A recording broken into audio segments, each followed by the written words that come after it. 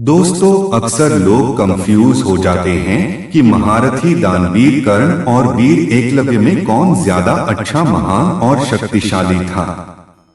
क्या एकलव्य कर्ण को कवच कुंडलों के साथ भी मार सकता था? क्या एकलव्य के पास कर्ण से भी अधिक शक्तिशाली दिव्यास्त्र थे?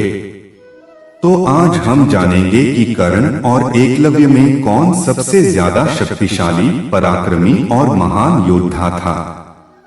वीडियो में इस रहस्य को जानने से पहले वीडियो को लाइक और चैनल अभी तक सब्सक्राइब नहीं किए हैं तो सब्सक्राइब कर लें। अक्सर वीडियो में खो जाने पर भूल जाते हैं, तो आइए जानते हैं। दोस्तों, सबसे पहले आप लोगों को बता दें कि दोनों ही वीर महाभारत के समय के सबसे महान योद्धा थे। दोनों में ही गुणों के खान और योग्यता के धनी थे। इसमें कोई शक नहीं है कि इन जैसा योद्धा ना कभी हुआ है और ना ही कभी होगा। लेकिन हाँ, हम इनकी धनुर्विद्या, युद्ध कौशल और ज्ञान का आकलन जरूर कर सकते हैं। तो इस कड़ी में पहले हम बात करते हैं एकलव्य की। एकलव्य निषादों के राजा हिरण्यधनु का पुत्र था, इसलिए हम कह सकते हैं कि वो निषादों का राजकुमार था और उन्हें एक महान धनुर्धर बनने का एक अपने जुनून था। अब जब उसने गुरु द्रोणाचार्य को देखा तो वो उनसे इतना प्रभावित हुआ कि उसने मन ही मन द्रोणाचार्य को अपना गुरु बना लिया और उसने गुरु द्रोण से जाकर कहा कि हे गुरुदेव, मैं आपसे धनुर्विद्या का ज्ञान पाना चाहता हूँ।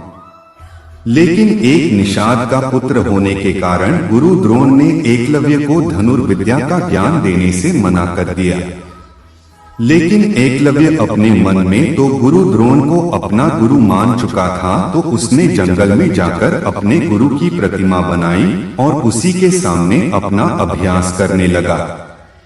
अब उसने पूरी शक्ति के साथ धनुर्विद्या का अभ्यास किया और उसने अपने आप को एक शक्तिशाली योद्धा बना लिया। यहाँ तक कि उसने अर्जुन से पहले शब्दभेदी बाण चलाना भी सीख लिया था। अब जब यह बात अर्जुन को पता चलती है तो अर्जुन दौड़ा दौड़ा गुरु द्रोण के पास जाता है और उनसे कहता है कि आपने तो कहा था कि मैं सबसे शक्तिशाली योद्धा बनूंगा, तो फिर आपका यह दूसरा शिष्य एकलव्य मुझसे भी ज्यादा शक्तिशाली कैसे है? इसके बाद जब गुरु द्रोण एकलव्य की युद्ध कला को देखते हैं तो वह भी हैरान रह जाते हैं। जिसके बाद गुरु द्रोण एकलव्य से कहते हैं कि तुमने मुझे गुरु बनाया है, इसलिए तुम मुझे गुरु दक्षिणा दो। इस पर एकलव्य कहता है कि आपको जो चाहिए आप मांग लीजिए। अब इसी बात का फायदा उठाकर गुरु द्रोणाचार्य ने एकलव्य से उसका अंगूठा ही मांग लिया। एकलव्य भी अपना ऋण चुकाने हेतु तत्क्षण अपना अंगूठा काट कर दे दिया।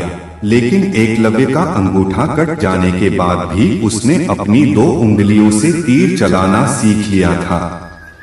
किंवदंती के अनुसार एकलव्य को गुरु द्रोण से स्वप्न के द्वारा दिव्यास्त्रों का ज्ञान मिला था, मगर फिर भी अंगूठा कट जाने के बाद वह पहले जैसा योद्धा नहीं था।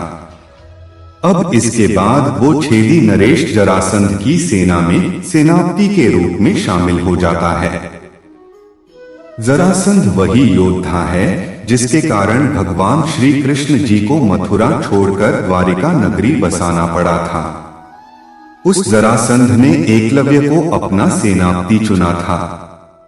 तो सोचिए एकलव्य कितना महान धनुर्धर रहा होगा। अब जब जरासंध एकलव्य को लेकर श्री कृष्ण जी के साथ युद्ध करने गया, तब एक लक्ष्य का मुकाबला कर सके ऐसा कोई भी योद्धा वहां पर नहीं था। एकलव्य अपनी धनुर्विद्या दिखा रहा था और सभी सैनिकों को बहुत बुरी तरह मार रहा था। अंत में श्री कृष्ण वहां पर आ जाते हैं और एक भीषण संग्राम के बाद भगवान श्री कृष्ण को अपने सुदर्शन चक्र की सहायता से एकलव्य का वध करना पड़ता है। अब आप खुद ही सोचिए, जिसका वध स्वयं भगवान श्री कृष्ण को अपने सुदर्शन चक्र से करना पड़ा, वो योद्धा कितना महान और शक्तिशाली रहा होगा। अब एकलव्य के वध के बाद भगवान श्री कृष्ण अर्जुन से कहते हैं कि अर्जुन, तुम्हारे ही कल्याण के लिए द्रोणाचार्य ने एकलव्य से उसका अंगूठा कटवा दिया था।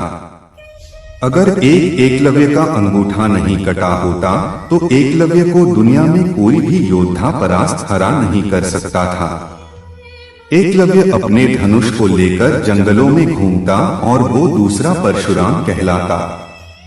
अब आप ही सोचिए कि श्री कृष्ण एकलव्य की तुलना भगवान परशुराम जी से करते हैं तो वो कितना ज्यादा शक्तिशाली रहा होगा।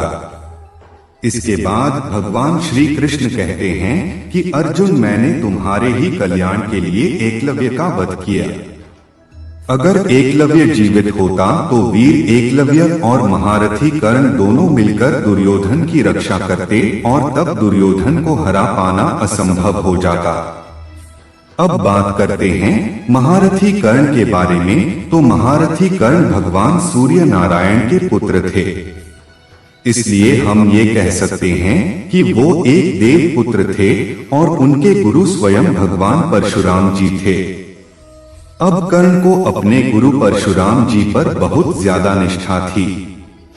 उन्होंने अपने गुरु की बहुत सेवा की थी, जिससे प्रसन्न होकर परशुराम जी ने अपने परसों को छोड़कर उसे एक एक करके सभी प्रकार के दिव्यास्त्रों का ज्ञान दिया था, जिसमें भगवान शंकर जी के दिव्यास्त्र और भगवान ब्रह्मा जी के सभी दिव्यास्त्र भी शामिल थे और साथ ही गुरु परशुराम जी द्वारा निर्मित अजय भार्गव अस्त्र भी था।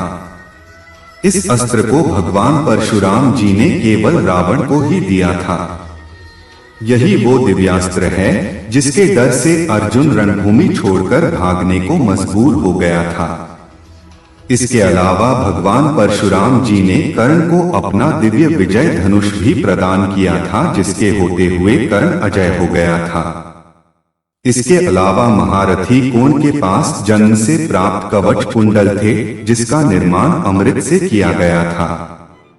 इसके होते हुए महारथी कर्ण को तीनों लोकों में कोई भी योद्धा परास्त नहीं कर सकता था और यह बात भगवान श्री कृष्ण ने स्वयं अर्जुन से कही थी कि अगर दानवीर कर्ण के पास उसका कवच और कुंडल होता तो तुम अपना गांडीव लेकर और मैं अपना सुदर्शन चक्र लेकर जाते तो भी हम महान पराक्रमी कर्ण को परास्त नहीं कर पाते।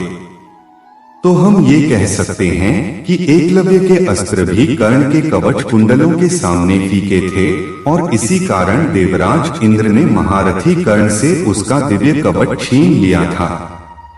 अब सोचिए महारथी कर्ण से इंद्रदेव कितना डरते और जलते थे और बार बार देवताओं द्वारा कर्ण के साथ ही क्यों छल किया गया। इंद्रदेव के कारण पहले गुरु से श्राप मिला, फिर इंद्र ने कवच कुंडल छीन लिए और भगवान श्री कृष्ण ने तो महाभारत युद्ध के समय उस पर अपनी माया तक का प्रयोग किया ताकि वह अर्जुन को ना मार सके। युद्ध से पूर्व ही उसे बताया गया कि वो कुंती पुत्र है ताकि कर्ण चाहकर भी पांडवों को ना मार सके। और यही नहीं, इसके बाद कुंती ने भी दान में मांग लिया कि वो किसी भी पांडवों को ना मारे।